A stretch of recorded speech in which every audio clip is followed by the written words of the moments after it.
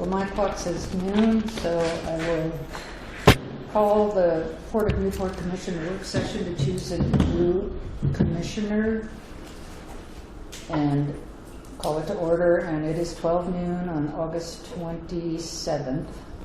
And is there any public comment at this time? Nothing heard. We'll continue. Oh, I forgot we have see one the more commissioner. We'll wait for Walter. Oh, well. I called the meeting to order at noon. Yeah. Sorry about that, Walter. I called the meeting at noon. We're in order now. I recall the order. So we have no public comment, and so we'll be filling the commission vacancy position number 3. And before we do that, I'd like to just make a statement about how this process worked. And before the interviews begin, I want to summarize the process approved by the Port Commission through resolution number 2014-08 and reaffirmed at the Commission's July 23rd, 2019 regular meeting.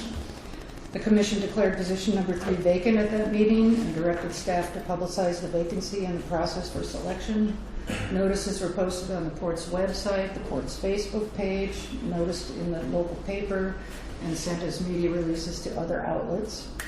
A date of August 20th was selected, 1 week before the regular meeting, and staff received 3 letters of interest. Per Section 2 of the resolution, the Commission scheduled a special meeting for today for the purpose of interviewing candidates. The Commission reviewed a list of questions to be asked of and shared with the applicants and agreed that the same questions, of course, would be asked of both candidates. Follow-up questions are allowed and encouraged. This is a public meeting open to all candidates for the duration. Leo Newberg was randomly selected to be interviewed first, followed by Gil Sylvia, then Mark Farley.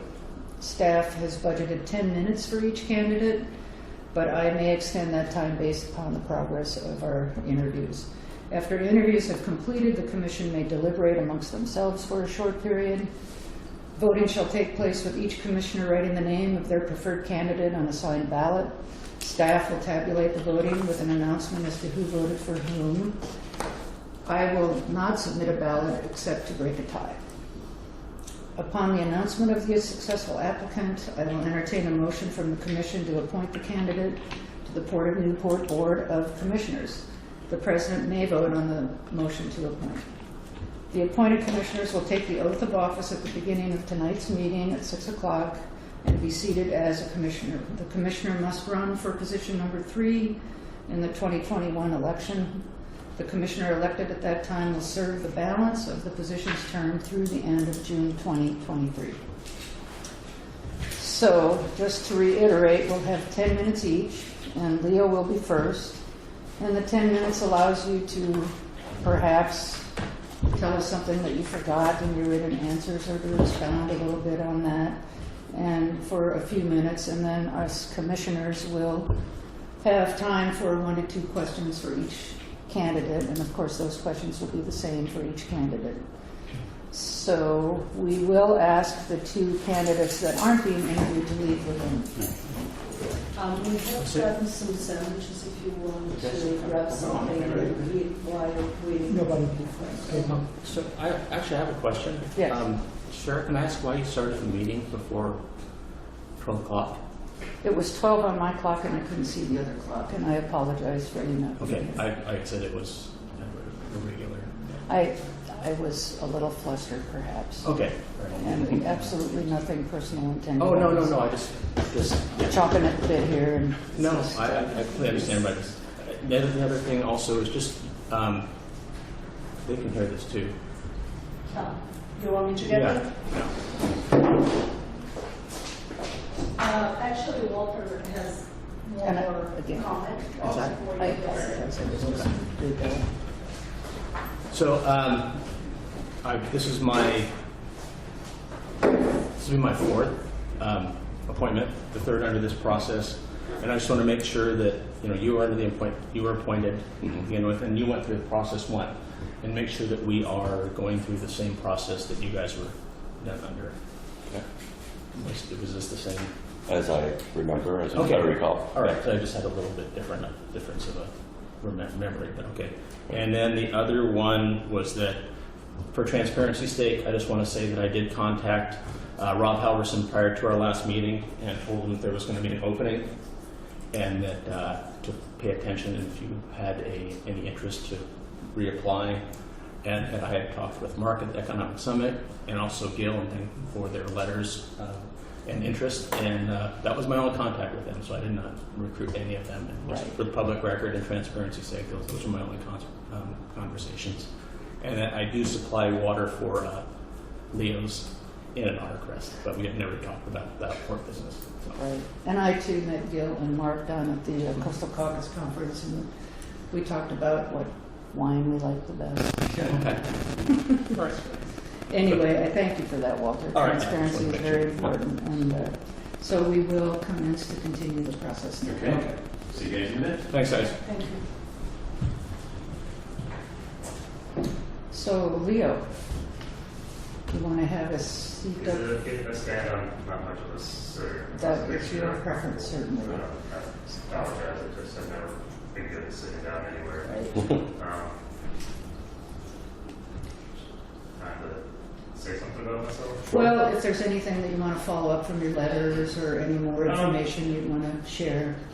Just a very brief, I won't take up too much of your time. The primary reason I submitted an application for a letter of interest was sometimes when there's a midterm vacancy in a board that's as important as this, you don't get the same caliber of candidates as you do during a thought-out and planned election cycle or an anticipated vacancy. And I just wanted to make sure a qualified applicant with the port's interest and experience in the infrastructure of ports applied. Seeing Gil and Mark apply made me realize I didn't really have to worry about it. Excellent candidates, and I would support either one of them wholeheartedly. And I'm kind of here to see which one of them gets picked, quite honestly. That being said, I do think out of the mix, I bring a tremendous amount of hands-on, lifelong infrastructure experience of building out those yards, understanding what the marine economy looks like. I'm a huge advocate of the commercial fleet. And I've built out 4 different boat yards, 5 if you count the 4 Toledo. So I'm an infrastructure person. I'm not a guy from education. I'm not, on the science side of things. I've lived my life blue collar, 80-hour weeks. Everything I've ever done has been on that tough road. If you don't do it right, you lose money and you lose your job. There's no messing around with budgets. And I think I bring a tremendous amount of experience on the infrastructure, how to work with partners, how to get things done, how to create pragmatic, long-term plans that really help places grow. That's where I come from. And I enjoy being here to have a chance to talk to you. I'm not a public speaker at all. I think that's fairly obvious. But what I am is I'm a very hard worker. Really understand infrastructure, really understand the importance of having long-term plans and developing ways of making that happen. After that, other questions. Okay, well, one thing I did overlook also is that we did, all of us, take a chance to review the letters of interest. I almost assumed that, but it's good to ask. So we have questions, and Walter, maybe you'd like to start out? Okay. Actually, I'd just like to have you just elaborate on one of your comments. Something in here, I think the comments, the questions that we were given are basically the same ones that they answered during their note of interest, correct? So you elaborated that there was a midterm election. I just wanted to make there was basically 2 vacancies just recently put up. Is there any reason why you didn't put in those vacancies? And I know 2 of them stayed open for quite a long time. Yeah, quite honestly, I'm a single father of 2 young kids, got a very busy job, and it just didn't necessarily register on my mind at that time. I don't have a real solid answer for that. It just, at that point in time, it wasn't lining up with what I felt I had time to offer. this vacancy lines up with a little bit more controlled time in my life.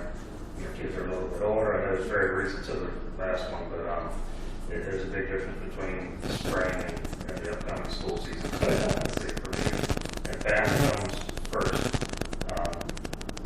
And that's everything I've ever done in my life. Family comes first. And so if I wasn't able to do this, if I didn't feel I could commit to this and be the father I need to be, this was on the table, which it was up till very recently.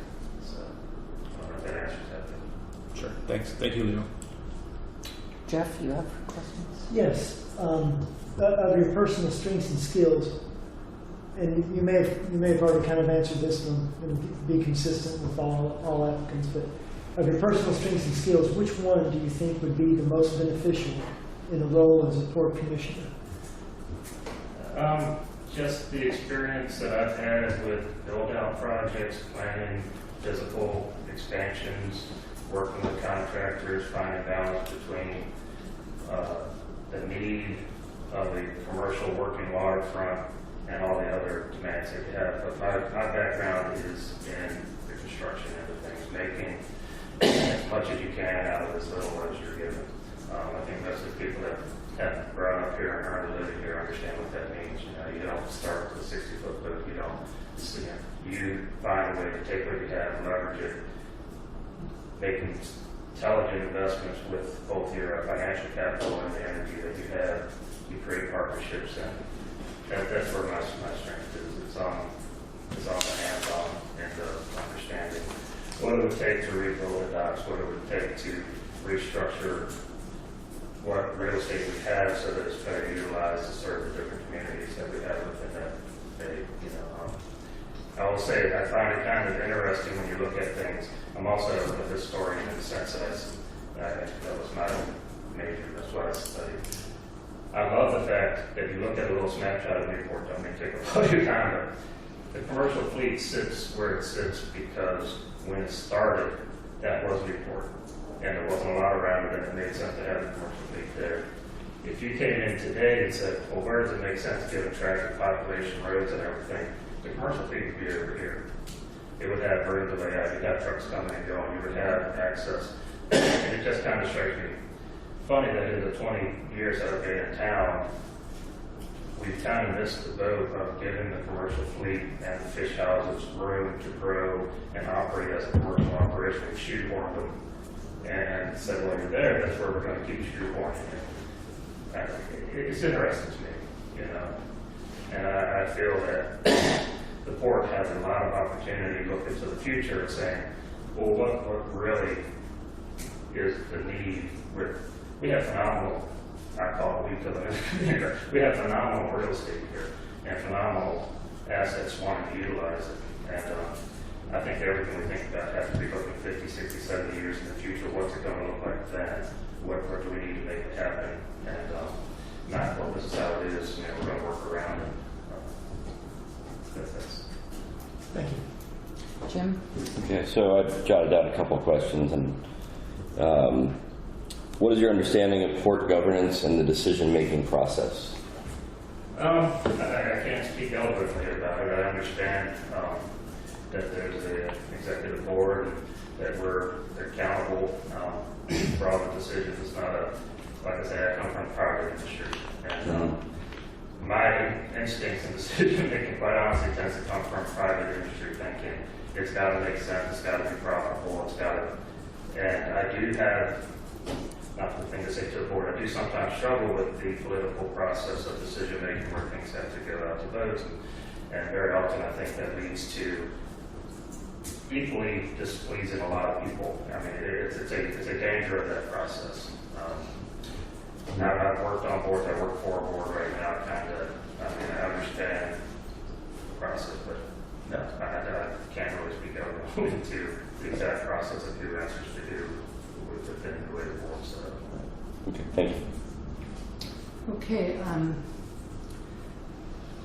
you kind of alluded to this, but will your life schedule give you ample time to attend regular meetings and also take on leadership roles with the port's various partners?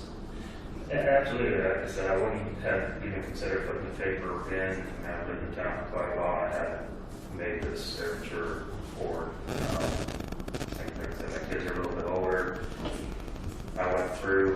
divorce like people do occasionally a few years back. It's taken a while to get right back to where I feel all the little puzzle pieces are where I have time to give back to the community in a way that I can do it. I was, for 3 years, the chair of the Surfrider organization here in town, which took a fair amount of time. Stepped away from that about a year ago. So yeah, I wouldn't make a commitment if I didn't think I had time to fully commit to it. Thank you. We're running a little up against our 10 minutes. Do we want another round of questions? Jeff? I've got another one if we want to. It's up to, what do you think? I think we can, as long as we're fair to everyone. Okay. Well, mine was similar to one that was just asked. Maybe if somebody else has one. Right. fill the time. Walter? I don't think we have time to fully have an answer. 30 seconds is. Yeah, well, it is a little bit of, as long as I'd we're like fair to is- everybody. Yeah, and then, does Leo, do you have anything else to say? I mean, Right. No, I'm just really pleased to see that there's strong candidates coming up for the board, because it's, that was my number one concern coming in here, because a lot of really good people that depend on the board running smoothly and laying out that future. So, my concerns were put to ease when I saw who the other candidates were yesterday, quite honestly.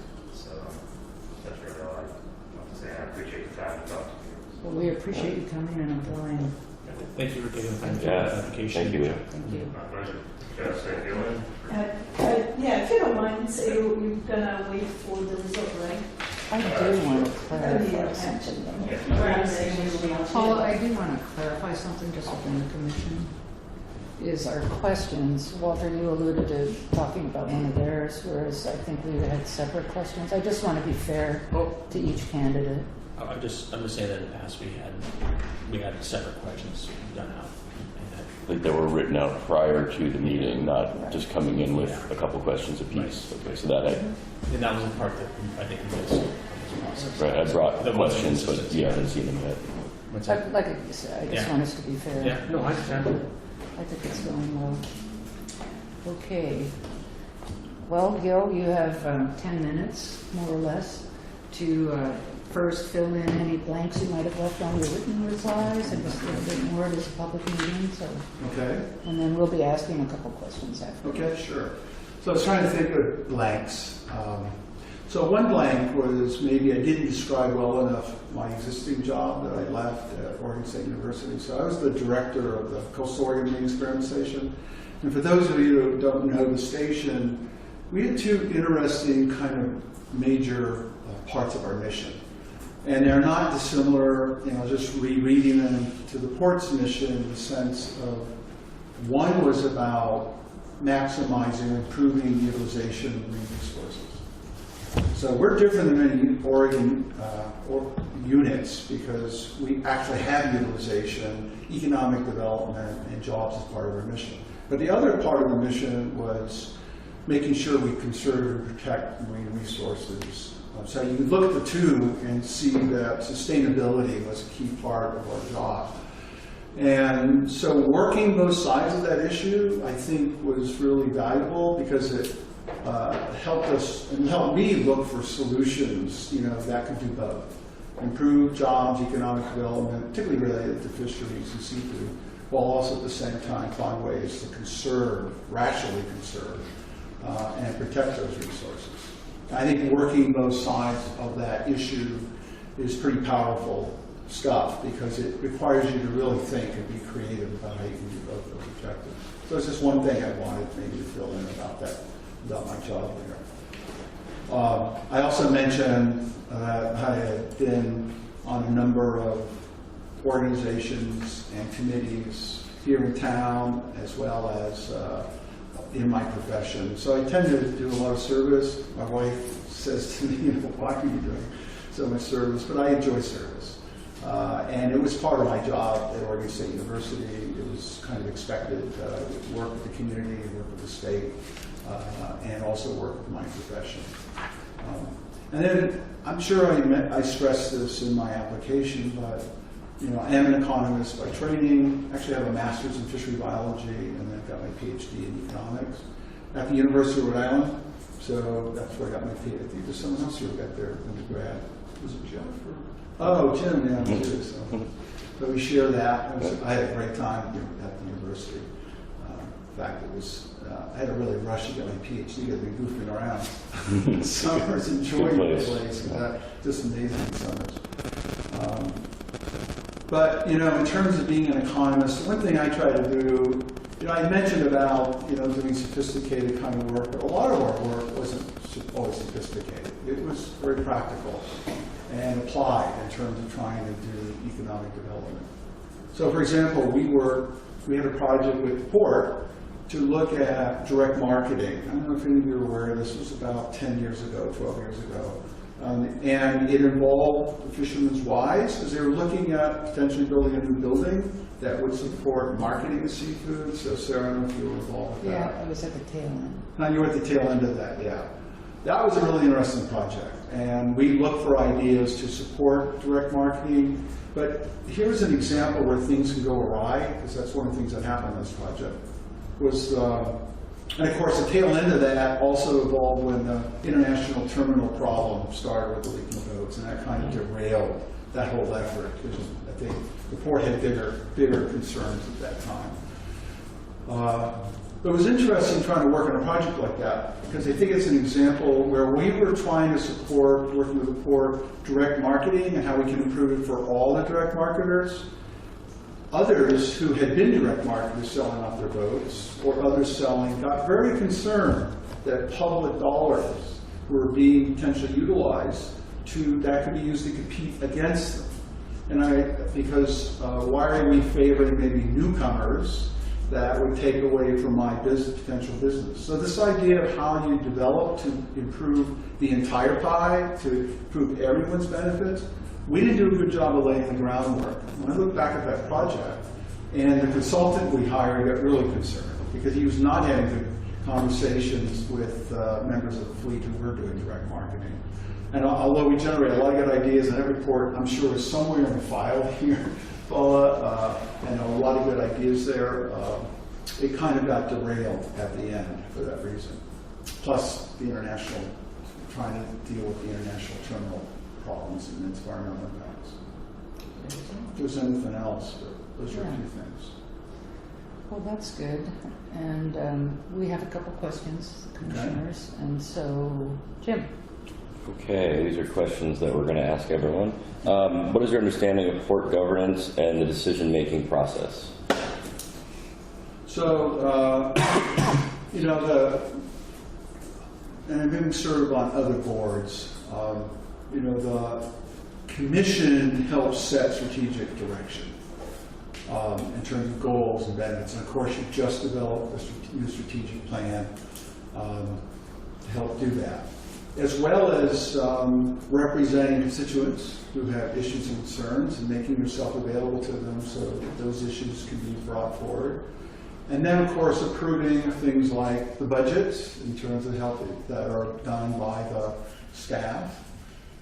As well as voting on other things consistent with requirements of Oregon law and the port in terms of critical things that is within the realm of the commissioners.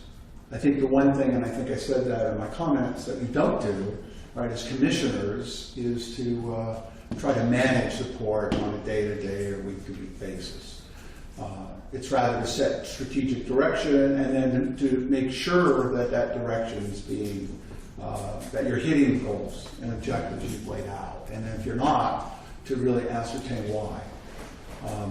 I think there's a lot of other things between the cracks, between all of those things, but I think those are probably some of the primary responsibilities. Good answer, thank you. Of your personal strengths and skills, which one do you think would be the most beneficial in the role as a port commissioner? So, as I said, I am an economist, so I have to admit, economists develop certain mindsets of how they think about problems, right? So, and mine is always about benefits and costs and trade-offs and strategic thinking and creativity. So, in fact, I've been critical of some economists is that we don't do enough creative thinking and we don't look at multiple goals. We get sometimes as a profession hung up on what's called, profit or net present value. But in fact, in communities like this, you guys have lots of goals. There's lots of different constituents that you're working with that have different goals, and you have a series of goals. So you have 5, right, in part of your new strategic plan. Some of those goals may involve trade-offs. You could look at maybe a potential sustainability goal that might have trade-offs with some other objective of economic development, for example. Maybe in the shorter term relative to the longer terms because there's the time frame. So the thinking is, how can we use economic thinking to think about costs and benefits? What are the trade-offs? And then what I think the most important part is, what's the creative thinking that could allow greater benefits for all the goals if possible? And if not possible, how do you address some of those goals that may not be met as well? Or how do you address the constituent groups that may not feel that their vision of what the port should be doing isn't met? And it's not always, I'm not saying it's an easy job, it's not. But the more homework you do, the more analysis, the more thoughtful thinking, and the more creative you get, the better chance that you have of finding solutions. And some of these are short term, but a lot of these are 5 to 10 year solutions as well. Okay, thank you. Sure. And Walter? I just want to elaborate when you talk about in here new fiscal budget and model. What were you talking about that? In question 6. You said the port may need a different fiscal and budget model to avoid these problems in the future. And we're talking about weaknesses and strengths. Yeah. So I haven't read your new financial, because that part wasn't part of the strategic plan. Well, when I was I'm on the budget committee, right? So listening to the budget committee and looking at the budget, the thought that was striking me was you have revenues that are coming from different sources, and some of them are short-term annual fees for docking and mooring and things like that. And then you also have grants, for example, that are maybe every year, 2, 3 years, you get a large grant.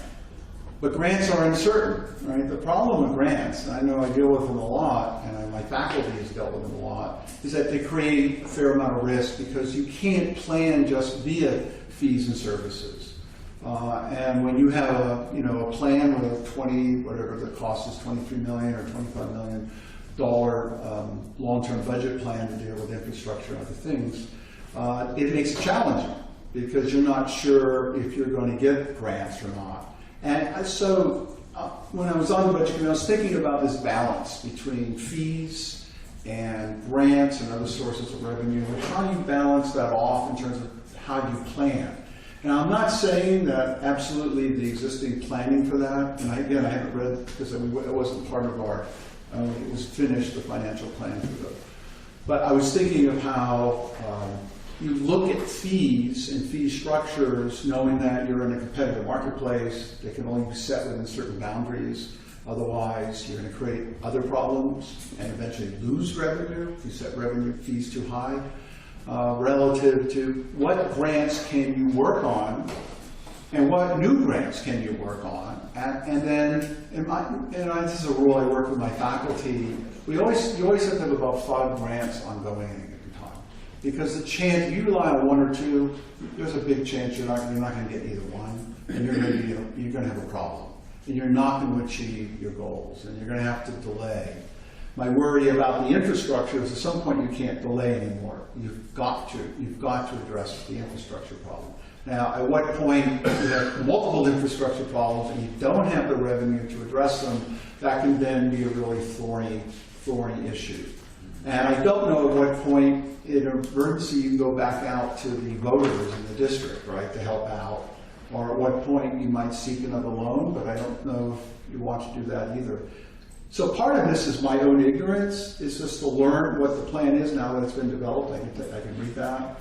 And also to see how do you balance all those different things over time to try to do it in a, you're going to always have to take some risk in a reasonably risk-averse way that can generate the revenues you need.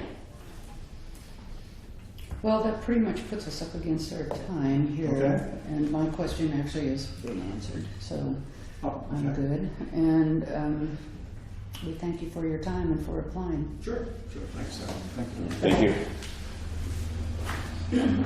I'm assuming you're waiting for the result. Yeah, wait. Do you mind if Alan watches it? Yeah.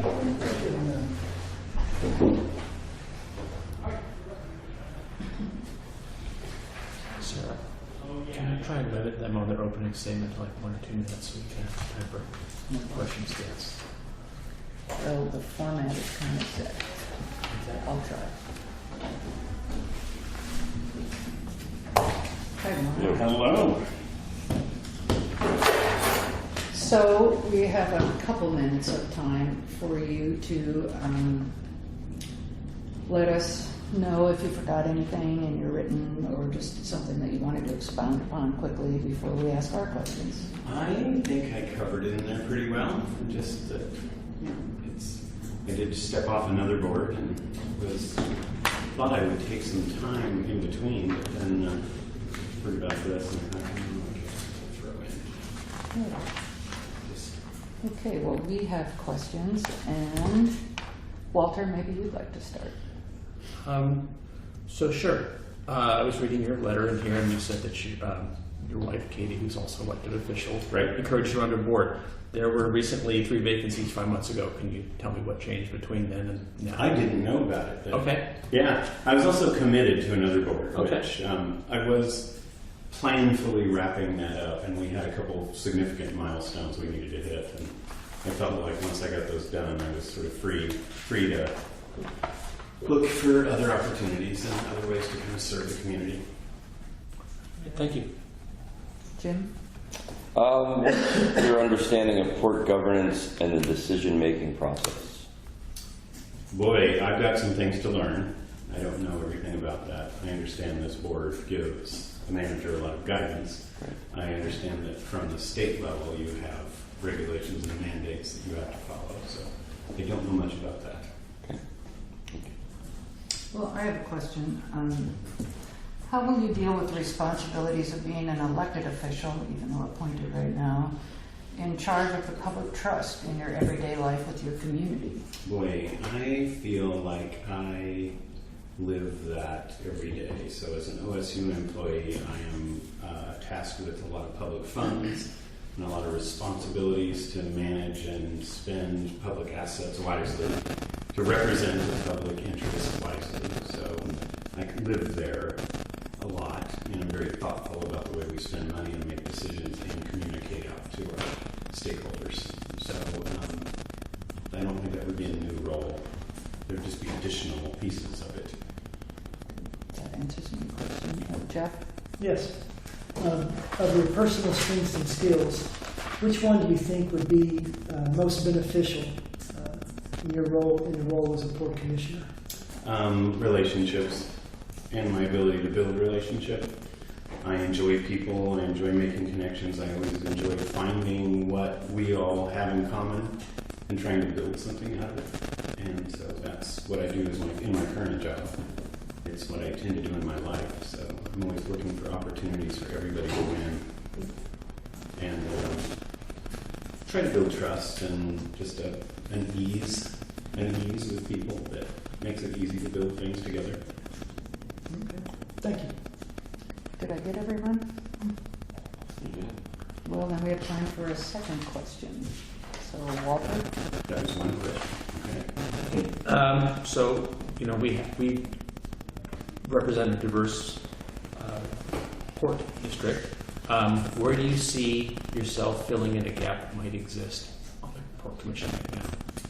So I'm going to speak for the science community primarily. I'm pretty familiar with the needs that we have at Hatfield, the needs that ShipOps has, the needs of the UNOLS vessels that are in and out of here.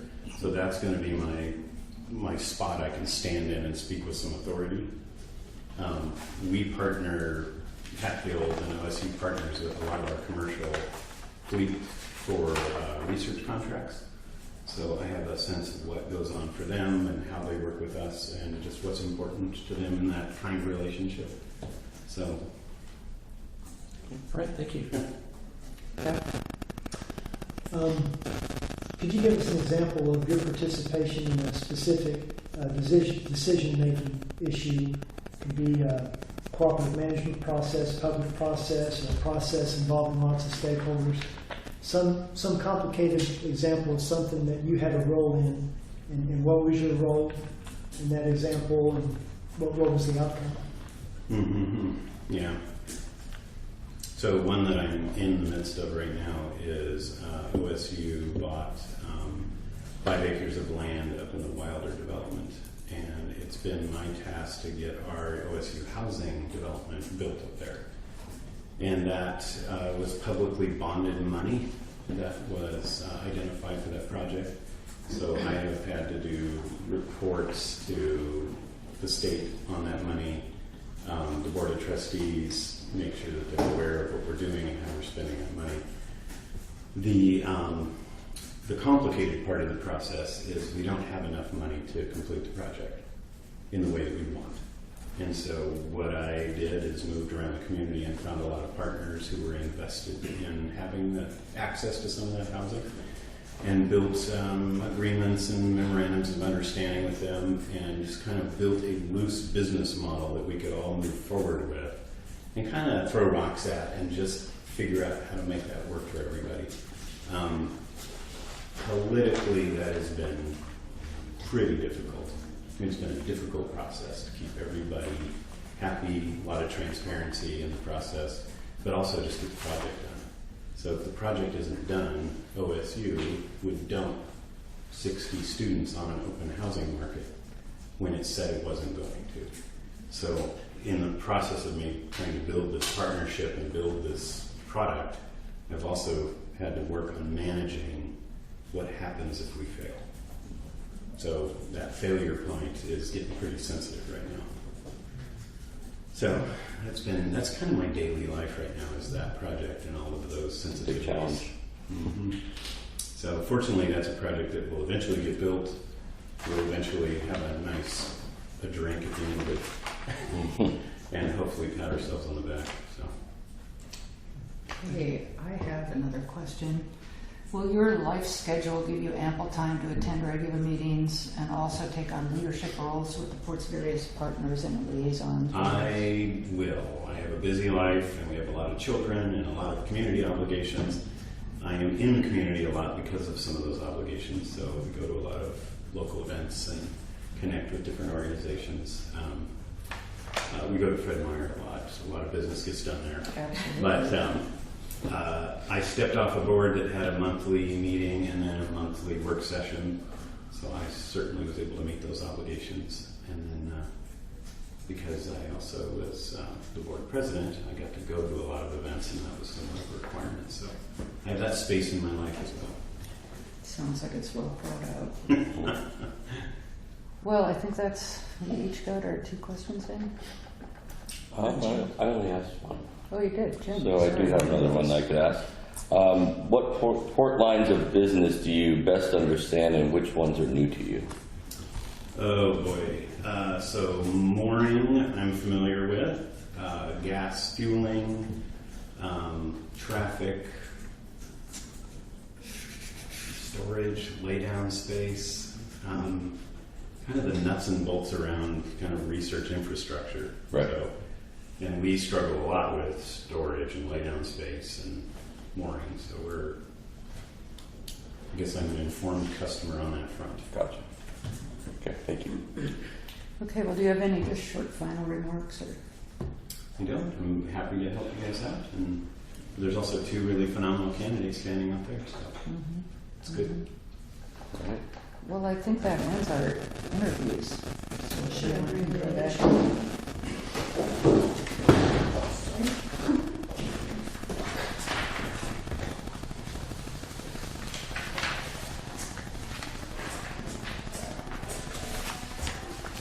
Candidates. Yeah, what are you going to do? You gotta do your best. Go That's ahead. right. That's all any of us can do. Our best on the list of favorites.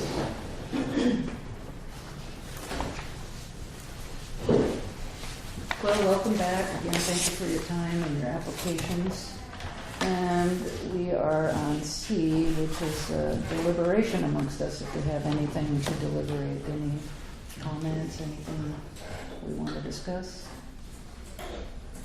Jeff? I just wanted to say thank you to all three of you. I know that nobody puts in for a public board with zero pay for the What, glory. there's no paper? It's only done out of a desire to help the community, and I think we could certainly hear that from all three of you. So thank you for putting in. The fact that we have three just very, very qualified candidates is it's a good problem to have, and just thank you for applying. So I just wanted to say that. I certainly echo Jeff's remarks. Yeah, same here, and to port staff, like, good job getting the word out to get these qualified people to apply. Thanks for Karen. Yeah. Our Did a good administrative job. supervisor, very good. Well, yes, I'm sorry, Yeah. go ahead. Thank you three for your time, and I think that we've got three good candidates, and I think a little discussion amongst us would be great to, Yeah. see where we can best fill a need and best position going forward. What would you like of us right now? Pardon? To leave? No. No, this is open Okay. deliberation, and Okay. then we will commence to vote once we're done deliberating, and I think we've echoed the same thing. We're just very pleased that people want to take a job with no pay and lots of hours, so it's, So it makes the world go round here. it's well worth it. We're all here to make the port a better place, which makes it easy, so. Anyway, I guess if there's no more deliberation, we are ready to vote. Get some written down.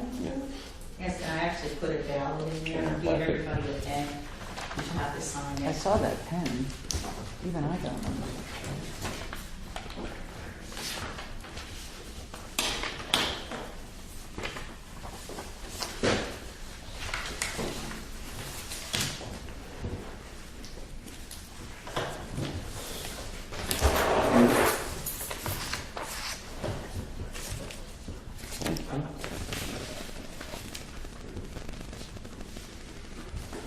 And would you say who voted for whom? Good choice. So, Jim, looks like your signature, Mhm. voted for Gil.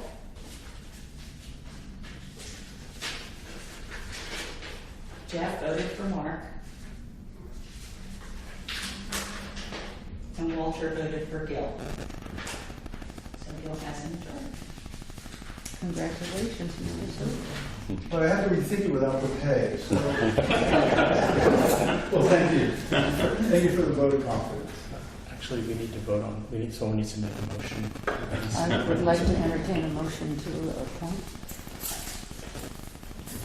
Sure. I move that Gil Sylvia be appointed to fill the vacant position number 3 on the Port of Newport Board of Commissioners until June 30th, 2021, in accordance with Port of Newport Resolution 2014-08 and ORS 198.320. I will second that motion. Any comments? Nothing. Okay, all those in favor? Aye. Aye. Aye. Thank you. No opposed. So we have a new commission. Thank you all. Thank you. See you tonight, Gail. There's a meeting tonight here. Yeah. Now we gotta find someone else for the budget committee. I was going to bring that up. It was a tough decision. Sarah, I appreciate that. Oh, yes, the meeting is adjourned.